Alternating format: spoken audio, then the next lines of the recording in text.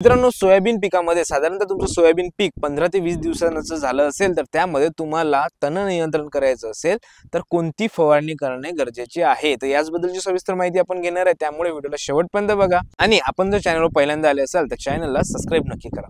शेतकरी मित्रांनो, त्यामध्ये आपण जर बघितलं तर सोयाबीन पिकामध्ये साधारणतः एक पेरणी झाल्यानंतर 15 ते 20 दिवसानंतर आपल्याला थोड्या तणांचा जो आहे तो प्रादुर्भाव जाणवतो। त्यामध्ये आपल्याला तण नियंत्रण करणे गरजेचे असतं। या मागील व्हिडिओमध्ये आपण उगवणपूर्व तणनाशकाबद्दल माहिती घेतली होती आणि आजच्या व्हिडिओमध्ये आपण उगवणीनंतरचं कुठलं तणनाशक वापरायचं आहे सोयाबीन पिकामध्ये याबद्दल माहिती घेऊया। तर मित्रांनो, जर तुम्ही अदामा कंपनीचं शाखेत घेऊ शकता। शाखेत जे तणनाशक आहे हे तणनाशक तुम्हाला सोयाबीन आणि तूर सोबत जरी असलं तुमचं तरीही चांगल्या पद्धतीचं काम हे त्या पिकामध्ये करते। त्यामुळे शाखेचं जे प्रमाण आहे ते तुम्हाला 800 मिली प्रति एकर असं आपल्याला घ्यायचं आहे, म्हणजे 80 मिली प्रति पंप असं आपल्याला घ्यायचं आहे।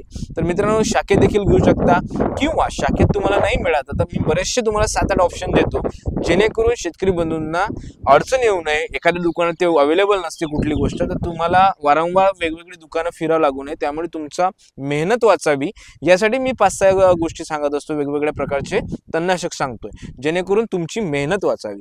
तर मित्रांनो, त्यामुळे व्हिडिओला शेवटपर्यंत बघा। आपण 6 ते 7 प्रकारचे तणनाशक जे आहे सोयाबीन पिकामध्ये बघणार आहे। हे नाही मिळालं तर ते कोणतं घ्यायचं, ते नाही मिळालं तर दुसरं कोणतं घ्यायचं, तर याचबद्दल बघू।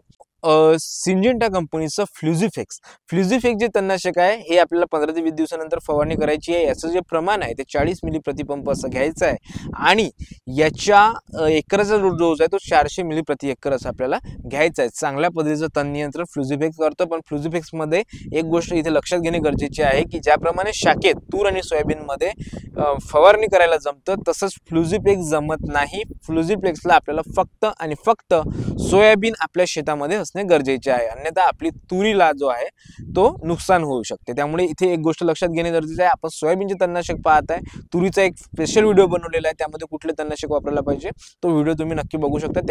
त्यामध्ये सर्व तुरीचे तणनाशक मी दिलेले आहे। तर शेतकरी मित्रांनो, फ्लुझिफेक्स 40 मिली प्रति पंप असं घेऊन आपल्याला या ठिकाणी फवारणी करायची आहे। त्यानंतर 3 नंबरचं जे आहे BASF कंपनीचं परशूट मध्ये इमिझाथायफर 10% हा घटक आहे आणि 30 मिली प्रति पंप असं आपल्याला घेऊन सोयाबीन पिकामध्ये चांगल्या पद्धतीची फवारणी करणे गरजेचे आहे। तर याच्या देखील वापरामुळे तुम्हाला चांगल्या पद्धतीचं सोयाबीन पिकामध्ये तण नियंत्रण झालेलं नक्की दिसेल।